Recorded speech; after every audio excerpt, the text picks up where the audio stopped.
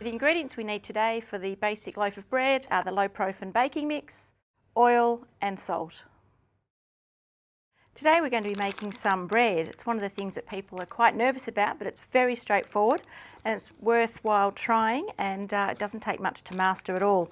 We're using the Nutricia low-profile baking mix today. In the box that you will get is the baking mix and a sachet of the yeast. Always keep the yeast. If you're using the baking mix for things like muffins or biscuits, pop the date or the use by date on the sachet of the yeast and put it away, because if you're using a batch of baking mix for a pizza base, you might need to pop some yeast in there. So it's a good idea to keep those in the pantry. It's the whole packet today, so there's no need to measure out any cups. So empty the whole packet into your mixing bowl, and we're going to add salt and we're going to add oil to that and give that a light mix. One of the things people worry about the most is getting the yeast to prove, and of course that's what you need to get a successful loaf of bread. So with the sachet of yeast, you add it to 400 mils of warm water. The best way of working out how hot the water should be is to think of it as a nice warm shower temperature. If it's too hot, the yeast will die and it won't grow and develop. And if the water is too cold, of course, the yeast won't grow and develop either. So just mixing that through, it'll be a little bit lumpy, but don't worry too much, that will all sort itself out. Just use the back of a metal spoon to stir and push the little lumps against the side of the jug. Don't dilly-dally too much here. It's important that we get the yeast mixture into the bread to start the proving as soon as we can. So just adding that through, and all you need is a wooden spoon. You don't need to use a mix master or electric beaters, just literally a wooden spoon for a few minutes to give it a good stir. Don't overwork the dough. You just need to make sure all the dry ingredients are taken up and it becomes a sticky bread dough. So just a few minutes with a wooden spoon until it comes away from the edge. If it appears a little bit lumpy, don't worry about that. That will sort itself out in the cooking as well. The other important aspect about getting successful bread is the tin that you're going to use to cook it in. It needs to be a proper bread tin. Any cake tins are too light in material. It needs to be the correct weight and the right colour. So if you are going to buy a good bread tin, it's a great investment. Of course, these come in all different shapes and sizes, so you can have your standard block loaf, you can get French stick style, all different shapes. You can even get ones for bread rolls or cob loaves. The important aspect about the bread tin is that it's the right colour, so it's going to absorb the heat and the material transfers the heat into the centre of the dough, so you get a lovely crust on the outside and it's cooked to the centre, so it's not doughy in the middle. We don't put the bread tins in the dishwasher. They become a little bit like a wok. They become seasoned as you use them. So just brush it with a little bit of oil. That will give a lovely crust on the outside. And of course, save it from sticking. And that's where the surface of the tin will become quite seasoned and lovely as it ages. Just place the dough into the tin. And of course, you want to get the proving underway as quickly as possible. And using a spatula to get the last of it out of the bowl. You don't need to push it into the corners of the tin. It's best not to work against what the bread is trying to do. So just place it carefully in the bowl, and as it proves, it will actually swell and fill the tin.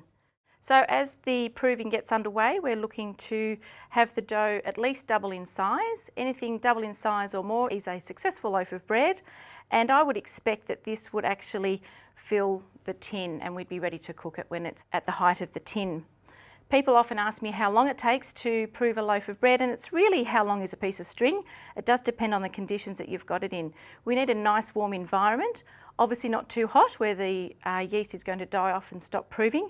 So some people place their tins in front of an air vent if they've got central heating.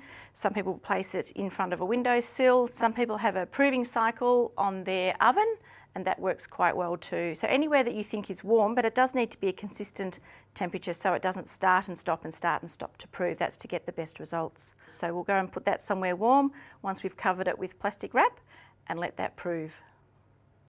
Well, the bread is finished proving. It's ready to go in the oven. So I'll peel the plastic food wrap off, brush it lightly with some oil and cook it for about 20 to 25 minutes. I think the bread will be finished. Let's have a look at it. Wow, that looks great. Lovely crust, smells delicious. There's our finished loaf of bread, looks fantastic. People want to slice it straight away. It smells so good, so enjoy it. The other way of having some variety with your bread making is to use a different shaped tin. This is a focaccia loaf that we've prepared ahead of time. It's been proving, so it looks pretty good.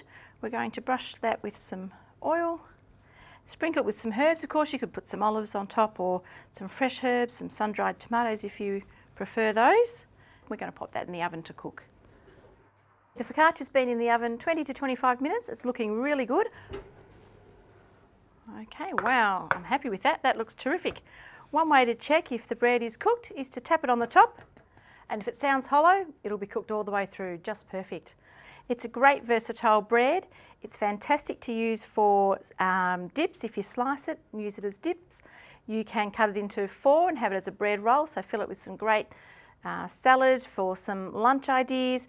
And it's also a great pizza base. You can cut it in half and spread it with some tomato pasta sauce, pop some roast veggies on there, and it's a great easy meal, a really scrumptious way to go.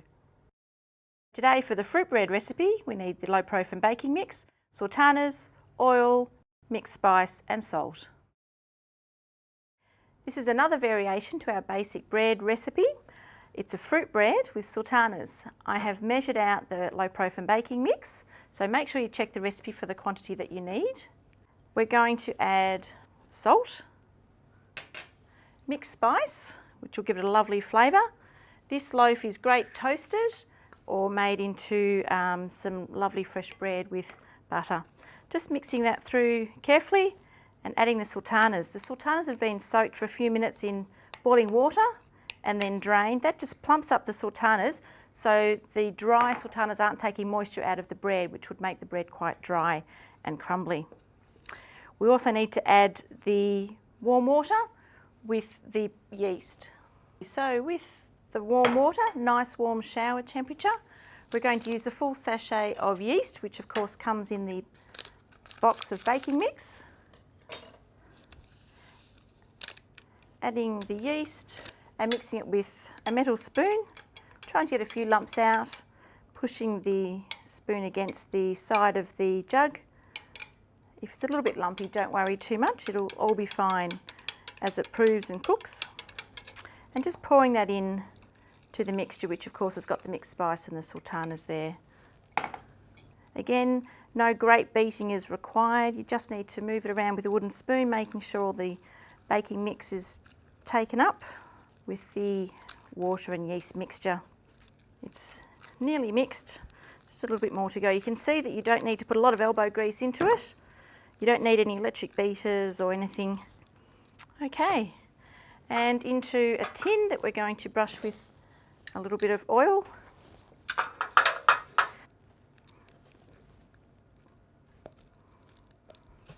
Without pushing it into the corners too much, we'll just allow that to prove. Now what we'll do is cover the tray with plastic wrap. What this will do is prevent the top crust from becoming dry and dusty as it proves. So we'll pop that somewhere nice and warm and let that prove at least double in size. The fruit bread is finished proving. I took the wrap off a few minutes ago just so it didn't stick to the top. I'm going to lightly brush it with a little bit of oil and pop it in the oven for about 20 to 25 minutes to cook. This is the finished product of our fruit bread. You can see the lovely fruit in there. It's nice and moist, great for a snack. Perfect to freeze slices and pop into a lunchbox. The fruit and the mixed spice, really lovely flavours. If you like a lot of mixed spice, feel free to add more. Great flavours all the same, and a really enjoyable, versatile loaf that you can have as a treat.